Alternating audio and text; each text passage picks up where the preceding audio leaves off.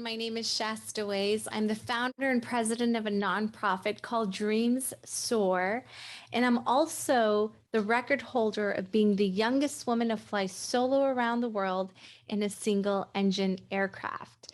Thank you for joining me today while we read Fly Girl Fly, Shaesta Waiz Soars Around the World, which is a children's book about my beginnings in aviation and also the global flight around the world that I completed in 2017. The book is written by Nancy Roe Pimm and it is illustrated by Alexandra Bai. Let's get started.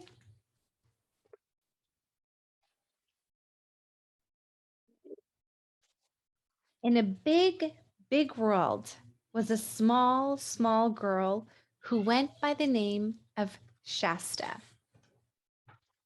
Born in a refugee camp in Afghanistan, she did not remember when the soldiers came in, when the tanks rolled, when the bombs dropped. She had no memory of her family escape or the plane ride to America.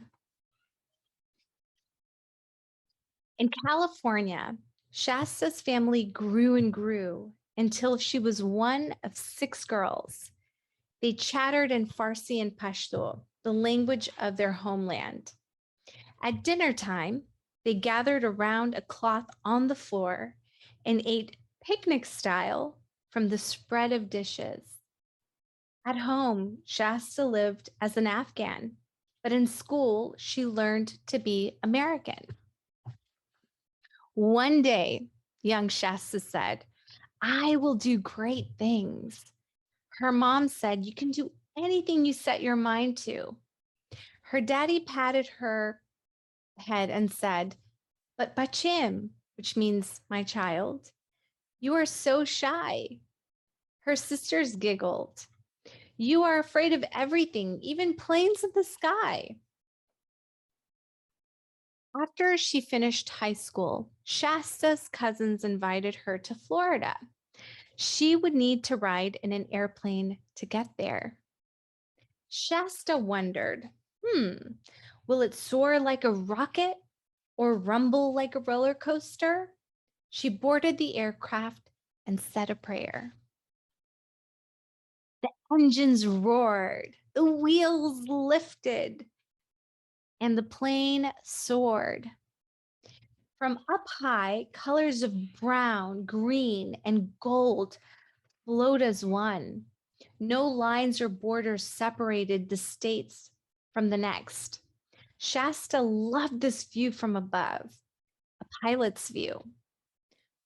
One country, one big world, up in the white puffy clouds, Shasta released her breath, along with her fears. From then on, Shasta had one dream. She told her family, "I want to be a pilot." Many doubted Shasta. What Afghan man would want to marry a woman who flies? Girls don't belong in a cockpit of an airplane. Foolish dreamer, silly girl. But Shasta thought, an airplane doesn't know if I'm a boy or if I'm a girl. So she studied science and math. She read books. She applied for scholarships and took out loans to attend a school to learn how to fly. She became the first in her family to graduate from college. When she finally held her pilot's license, it felt like she had been granted a superpower. Shasta wondered, what now? One day, Shasta met Barrington Irving, a Jamaican immigrant. Barrington grew up in poverty in Miami. He had become the first man and the first Black person to fly solo around the world. Nothing had stopped him. Shasta started to dream about making her own solo flight around the world. So she flew with Barrington over Russia and most of Asia to learn international flying and radio calls. Then she met Jerry Mock, the first woman to fly solo around the world. They talked about single engine airplanes, about big and little airports, about foreign countries, about being alone, and about fears. They talked about Amelia Earhart, the first woman to fly across the Atlantic Ocean. Amelia had said, the most effective way to do it is to do it. Shasta decided she would not just fly all the way around the world. She'd also meet with young people everywhere. She'd get them excited about careers in science, technology, engineering, and math to chase down dreams of their own. So Shasta studied charts and weather maps. She planned and she plotted. She read letters and emails from children around the globe who looked forward to meeting her. Until Shasta went wheels up and set out on her journey around the world. At last, she soared. As Shasta flew across the Atlantic Ocean, she imagined the sharks, the whales, the sea creatures swimming below. She shivered at the sight of icebergs poking through the ocean's surface. Shasta knew that so many things could go wrong on such a long flight.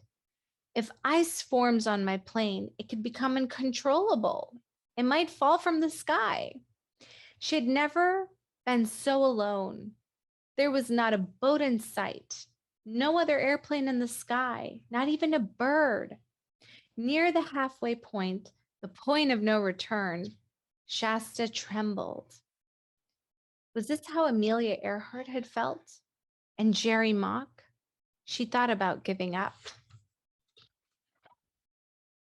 Instead, Shasta took a deep breath and thought about the children. They expected to see her, especially the girls from Afghanistan, her homeland. Feeling the spirits of Amelia and Jerry cheering her on, Shasta kept going. She felt as big and powerful as the ocean below. Country by country, Shasta met with youth around the world. She told wide-eyed children her story and inspired them to follow their dreams. She landed in little-known places like Calgary and Christmas Island and faraway countries like Egypt and Fiji. Challenge the possibilities. Dream big. Some days, Shasta soared through the magical sunset and topaz skies. Other days, she battled sandstorms and dodging lightning strikes. Sometimes, monsoon kept her tiny plane grounded for weeks. Many times, she thought about quitting, but she pressed on. When she reached Afghanistan, Shasta could not stop smiling. Music played, people cheered, women and girls hugged her, and they wept. They celebrated a girl with a dream who dared to say that girls can soar, follow their hearts wherever it may take them. Months later, after flying nearly 25,000 nautical miles with 30 stops on 5 continents, Shaesta landed at the airport where it had all begun. Shaesta Waiz had done it. She was the first woman from Afghanistan, and at 30 was the youngest woman in history to fly a single-engine aircraft around the world. Surrounded by family and friends, Shasta kissed the ground. She was home. The end. I want to thank you for joining me in this reading. And if I could share any closing remarks with you all, is that it feels very surreal for me to be holding a book, a children's book about my life, because growing up, I just didn't think I was capable of doing anything great in life. But because I had the courage to believe in myself, and most importantly, believe in my dreams, I find myself here today with you as the youngest woman to fly solo around the world in a single engine aircraft. I hope my story inspires you to go out there and do anything and everything that you aspire to achieve. Be sure to have confidence in yourself and believe in the beauty of your dreams. Thank you for your time. It's been such a pleasure. I hope you enjoyed this story.